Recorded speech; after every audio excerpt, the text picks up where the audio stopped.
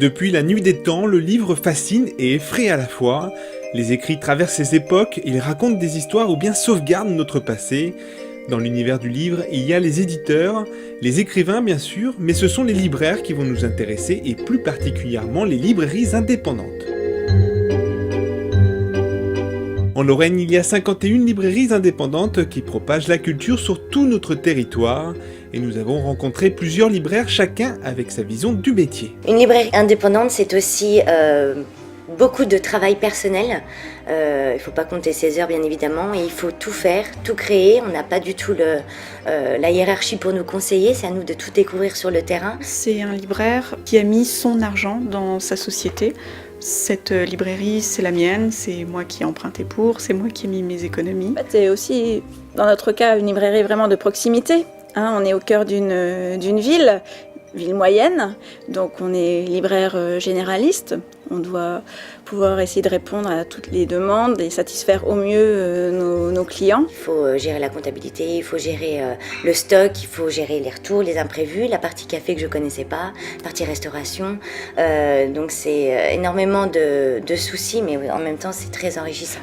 Au quotidien, être libraire indépendant, ça veut dire qu'on fait nos choix. Tous les livres qui sont là ont été commandés un à un parce que j'ai décidé que c'est des livres qui correspondaient à mon public, qui plairaient à mes lecteurs. Mais je n'ai aucun intérêt financier à conseiller tel livre plutôt que tel autre. Les libraires ont toujours rencontré à travers les siècles de nombreux obstacles et une vive concurrence. Que ce soit les cabinets de lecture ou les colporteurs au XIXe siècle, les clubs de livres et la vente par correspondance après la Seconde Guerre mondiale, et maintenant ce sont les sites de vente en ligne, mais les libraires sont toujours là et ont toujours plus d'idées pour se différencier.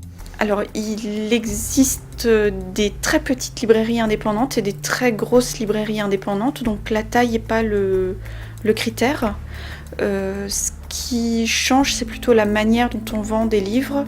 Il y a des librairies de chaîne dans lesquelles on vend des livres comme on peut vendre des boîtes de petits pois, des sacs de pommes de terre en fonction de plans marketing qui sont prédéfinis par une centrale d'achat. En revanche, chez un libraire indépendant, qu'il soit petit ou gros, c'est toujours le libraire que vous avez en face de vous qui fait ses choix d'achat. Elle est là la vraie différence. J'ai l'impression, depuis que j'ai ouvert, du moins dans mon magasin, que les gens sont de plus en plus demandeurs, plutôt des petites structures avec un conseil de qualité, un relationnel et un suivi de commande personnalisé. Et je pense qu'ils prennent conscience que certes, ils ont les frais de port et les remises automatiques, mais que nous aussi, on peut essayer de leur procurer autre chose qui peuvent leur permettre d'être tout aussi satisfaits. Entre 2005 et 2013, il y a eu 10 créations de librairies indépendantes pour 11 fermetures. Le métier de libraire n'est pas simple et a fortement évolué ces dernières années, mais il est important de garder un réseau de libraires couvrant tout le territoire et pas uniquement les grandes villes. Aujourd'hui, il y a encore sur le territoire lorrain des libraires qui sont dans des petites communes de Lorraine. C'est extrêmement important de maintenir cet équilibre territorial, cet aménagement culturel du territoire, parce que cela veut dire que tous les Lorrains, où qu'ils soient, peuvent avoir accès à une librairie. Et donc c'est extrêmement important que la région soit attentive à cet équilibre-là pour pas que demain nous n'ayons plus que des librairies à Nancy et à Metz ou dans le sillon lorrain, mais que quand on habite Rambervillers, Longwy, Verdun ou Saint-Dié, on ait aussi près de chez soi une librairie indépendante. Une librairie, c'est un lieu de culture, c'est un espace culturel, donc c'est aussi important de maintenir dans les territoires des librairies que des cinémas ou des salles de spectacle. Une librairie, c'est un espace culturel avant tout. Il existe plusieurs façons pour fidéliser les lecteurs aux librairies indépendantes. Les animations, les rencontres avec les écrivains ou bien les salons comme le Livre sur la place ou le festival littérature et journalisme sont de bons exemples. Je pense que si on veut franchement être un libraire indépendant, c'est faire à côté des animations, des ateliers, il faut qu'on se démarque. Et par exemple, nous, l'année dernière, tous les mercredis après-midi sur 2 mois, on a fait des ateliers pour enfants. Fabriquer un livre, un pop-up, une bande dessinée. Après, on fait des rencontres avec des auteurs. On participe aussi beaucoup avec la bibliothèque de Commercy. Donc oui, il faut toujours chercher d'autres choses en plus. Les jeunes sont nombreux à plébisciter les métiers du livre, comme on peut le constater à l'IUT Charlemagne de Nancy. où les promotions pour devenir libraire ou bibliothécaire sont pleines. Mais qu'est-ce qui amène ces jeunes à vouloir s'orienter vers cette filière? Nos étudiants sont motivés par le métier de libraire. Ils ont souvent tendance à nous dire que dans un premier temps, c'est pas l'argent qui les intéresse, et heureusement, parce que c'est effectivement pas des métiers qui sont extrêmement lucratifs. Et le mot traditionnel qui revient dans la bouche des étudiants, c'est que c'est un métier de passion. C'est-à-dire un métier où il faut s'investir, un métier où il faut lire, où il faut être au contact du public. Et on peut dire finalement que ces métiers du livre, librairie, bibliothèque, il faut aimer les gens pour pouvoir accomplir correctement ce métier. Les libraires l'ont bien compris, pour continuer à exister, il faut proposer autre chose.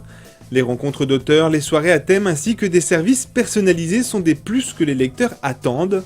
Et le Conseil régional de Lorraine l'a bien compris en proposant des services comme la carte Multipass, des subventions pour l'aide à l'animation ou bien le soutien vers la création de l'association des libraires indépendants de Lorraine qui fédère une grande partie des librairies. Il s'est trouvé que le Conseil régional, avec son centre régional du livre, a eu l'idée géniale justement d'aider à la fédération des libraires indépendants. Quand vous voulez quelque chose, notamment au niveau des distributeurs, ou des collectivités, un courrier signé d'une association qui représente 50% des libraires lorrains a plus de poids que la lettre d'un libraire tout seul.